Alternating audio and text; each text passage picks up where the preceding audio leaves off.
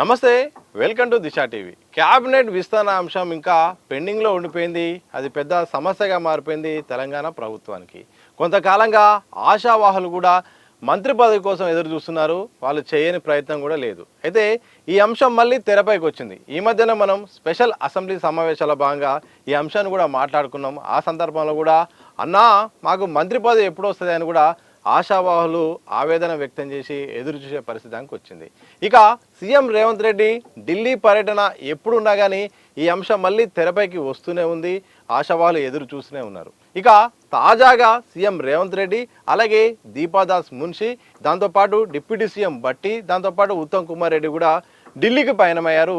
ఇక ఖర్గేను అలాగే రాహుల్ గాంధీని అయితే కలవబోతున్నారు. ఈ నేపథ్యంలో కూడా మరోసారి క్యాబినెట్ విస్తరణ అంశం కూడా ఉండబోతున్నట్టు కూడా అందరూ ప్రచారం అయితే జరుగుతుంది.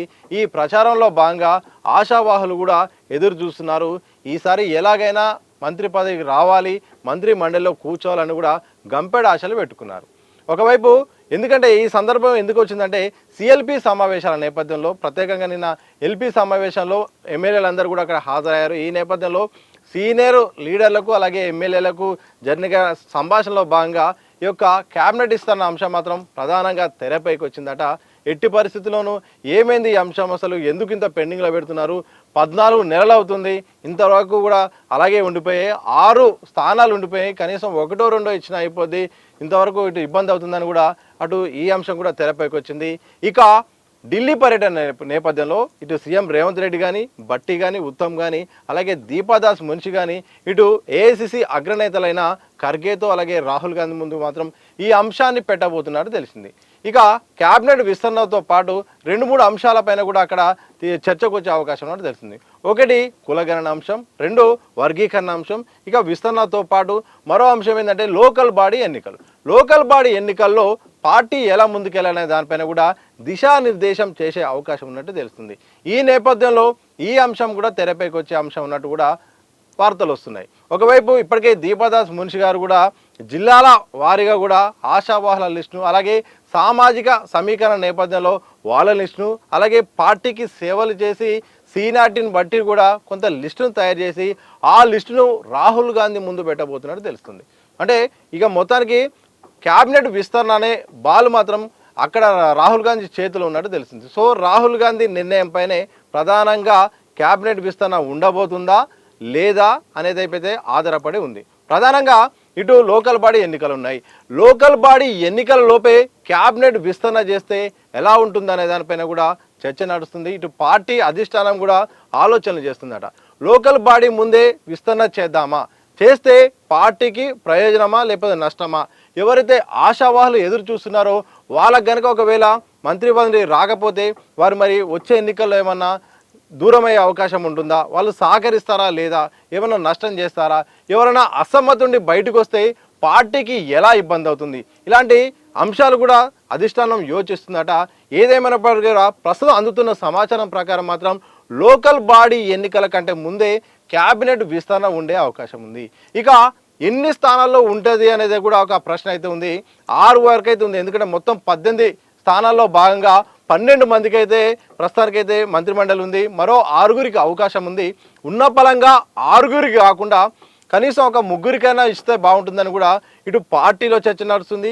ఇప్పుడు అధిష్టానం కూడా అనుకుంటుందట. మరి మొదటి దఫాలో భాగంగా 3గురికి ఆ అవకాశం వచ్చే అవకాశం ఉన్నట్టు కూడా కనిపిస్తూ ఉంది. అంటే సామాజిక సమీకరణ నేపథ్యం, ఇంకోటి ప్రాంతీయ సమీకరణ నేపథ్యంలో కూడా ఆ నిర్ణయం ఉండే అవకాశం ఉన్నట్టు తెలుస్తుంది. ఇక ఎమ్మెల్యే ఆశావాళ్ళ వర్షన్ కనుక చూస్తే మాత్రం కొందరు సీనియర్ నేతలు అలాగే కొందరు ఆశావాళ్ళు ఒక్కొక్కరు ఒక్కో వర్షన్ అయితే చెప్తున్నారు. ఒకటి, మేము పార్టీకి ఎనలేని సేవ చేసినాము, అలాగే పార్టీ గెలవడానికి కూడా పార్టీ అన్ని ప్రయత్నాలు చేసినాము, మా పాత్ర ఉంది, మేము లేకుంటే అసలు అధికారంలోకి వచ్చేదే కాదు, మేము వేరే పార్టీ నుండి కూడా ఈ పార్టీలోకి వచ్చాము, మాకు మంత్రి పదవి ఆఫర్ కూడా చేశారు, పదవి ఇవ్వాల్సిందే అని కూడా కొందరు పట్టుబడుతున్నట్టు తెలిసింది. మరికొందరు మాత్రం నాకు ఈసారి కావాల్సిందే, ఎందుకంటే ఇక ఇదే నాకు చివరి అవకాశం, ఇప్పుడు కాకుండా ఇంకెప్పుడు కూడా రాదు, ఇక ఆ మంత్రి పదవి ఏదో తీసుకొని ఆ తర్వాత నేను రాజకీయాల నుండి తప్పుకోవాలనుకుంటున్నా, నా జీవిత కోరిక కూడా ఒక్కసారైనా మంత్రి పదవి రావాలని కోరికని కొంతమంది ఆవేదన వ్యక్తం చేశారట.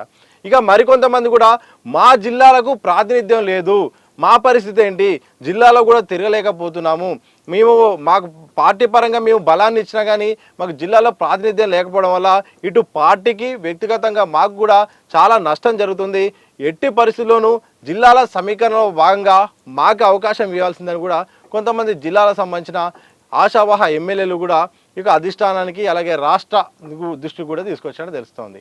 ఇక ఏం జరుగుతుంది ఏమవుతుందో మాత్రం చూడాలి. ఎందుకంటే ఉన్నపలంగా ఇప్పుడిప్పుడే క్యాబినెట్ విస్తరణ ఉంటుందా లేకపోతే మరొకసారి వాయిదా పడుతుందా, ఇప్పుడు విస్తరణ చేస్తే పార్టీకి ప్రభుత్వానికి ఏం ఉపయోగం జరుగుతుంది, ఒకవేళ విస్తరణ కనుక చేయకపోతే ఈ స్థానిక ఎన్నికల్లో ఏమైనా ప్రభావం చూపుతుందా, ఎమ్మెల్సీ ఎన్నికలు ఉన్నాయి, స్థానిక ఎన్నికలు ఉన్నాయి, వీటిపైన ఇంపాక్ట్ ఉంటుందా, ఇలాంటి ఎన్నో ప్రశ్నలు ఉన్నాయి. మరి దీన్ని కూడా ఇటు అధిష్టానం కూడా యోచిస్తుందట. దాదాపు ఇప్పుడు ఎందుకంటే స్థానిక సంస్థల ఎన్నికలు అనేది కాంగ్రెస్ అధికారంలోకి వచ్చిన తర్వాత జరుగుతున్న ఎన్నికలు ఒకవైపు కులగణనతో వెళ్తున్నాయి, మరోవైపు వర్గీకరణ చేసిన సందర్భం కనిపిస్తుంది. ఈ నేపథ్యంలో ఇక మంత్రివర్గం ఈ టైంలో మరి ఎవరైనా అలకలు ఉండి కొందరు ఆశావాహులు కనుక రాని వాళ్ళు ఉంటే ఎన్నికల్లో వాళ్ళు ఏమన్నా ఇబ్బంది పెట్టే అవకాశం ఉంటుందా అనేది కూడా యోచిస్తున్నట్టు తెలుస్తుంది. ఏదేమైనప్పటికీ కూడా క్యాబినెట్ విస్తరణ అనేది గత 14 నెలలుగా మాత్రం పెండింగ్లో ఉండిపోయింది. చాలామంది కూడా ఎదురు చూస్తున్నారు. పార్టీకి ఇటు ప్రాంతాల వారీగా సమీకరణల వారీగా కూడా ఒక్కొక్క వర్గాల వారు కూడా ఎదురు చూస్తున్నారు. ఇక హైదరాబాద్ స్థానం నుండి కూడా జిహెచ్ఎంసీ పరిధిలో కూడా నగరానికి ఒక మంత్రి పదవి కావాలని కూడా ఇక్కడ నుండి కూడా పెద్ద ఎత్తున డిమాండ్ వస్తుంది. ఇక్కడ నుండి ఉంటే వచ్చే జిహెచ్ఎంసీ ఎన్నికల్లో కూడా పార్టీ పరంగా విజయావకాశాలు ఉంటాయి, పార్టీకి ప్రభావం ఉంటుంది. ఇప్పటి నుండే ముందే ఇస్తే ఆలోపు ఎలక్షన్ లోపు కూడా అటు ముందు గ్రౌండ్ వర్క్ చేసుకోవచ్చు, ఇటు పట్టు తెచ్చుకోవచ్చు అని కూడా ఒక ప్రశ్న కూడా ఉంటుంది. ఇటు అధిష్టానం దృష్టి కూడా తీసుకొస్తుంది. మరి అధిష్టానం ఆలోచిస్తుందా, రాహుల్ మనసులో ఏముంది, క్యాబినెట్ విస్తరణ జరిగితే పూర్తిగా 6 జరుగుతాయా లేకపోతే 2 నుండి 3 జరుగుతాయా, స్థానిక ఎన్నికల కంటే ముందు క్యాబినెట్ విస్తరణ జరిగితే పార్టీకి నష్టమా లాభమా, ఇలాంటి ప్రశ్నలు అయితే అధిష్టానం ముందు ఉన్నాయి. మరి అధిష్టానం తీసుకునే నిర్ణయాన్ని బట్టి మాత్రం క్యాబినెట్ విస్తరణ అనేది ఉంటుంది, లేకపోతే మాత్రం యథావిధిగా వాయిదా పడుతూనే వస్తుంది. చూడాలి మరి ఎలాంటి నిర్ణయం తీసుకుంటుందో. మరికొద్ది రోజుల్లో ఈ విషయంపై ఒక క్లారిటీ రాబోతుంది.